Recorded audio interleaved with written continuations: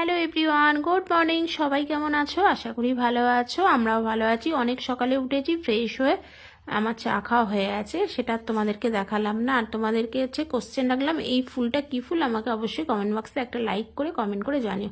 তো চলো, আজকে ব্রেকফাস্ট রাজের আবদারে, রাজ হচ্ছে আমার ছেলের নাম, রাজের আবদারে কি বানাচ্ছি চলো দেখাবো।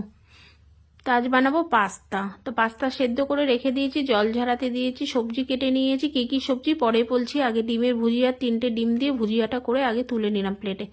এবার একটু সাদা তেল দেবো, এর ভেতরে পেঁয়াজ কুচি প্রথমে দেবো, তারপরে দেবো হচ্ছে এক এক করে সবজি। এখানে হচ্ছে গাজর কুচি দেবো, আর হচ্ছে তোমার ক্যাপসিকাম 2 রকম কেটেছি, সবুজ আর হলুদ, ওগুলো কুচিয়ে নিয়েছি। তার ভেতরে একটু স্টোর করা মটরশুঁটি আছে, সেটাও দেবো। নুন দিয়ে দিলাম, দিয়ে নাড়াচাড়া করে একটু চাপা দিয়ে দিলাম, কারণ সেদ্ধ হবে সেই জন্যে। এরপরে হচ্ছে টমেটো কুচি দিয়ে দিলাম, এটাও নাড়াচাড়া করে একটু চাপা না দিলে সবজিগুলো কিন্তু সেদ্ধ হবে না। একটু হলুদ গুঁড়ো, একটু লঙ্কার গুঁড়ো, আর একটু নুন দিতে হবে। নুন দিয়ে নাড়াচাড়া করে আমি পাস্তাগুলোকে ওর মধ্যে দিয়ে ভালো করে একদম সবজির সঙ্গে মিক্সড করে নিলাম। একটু টমেটো সসও দিয়ে দিলাম।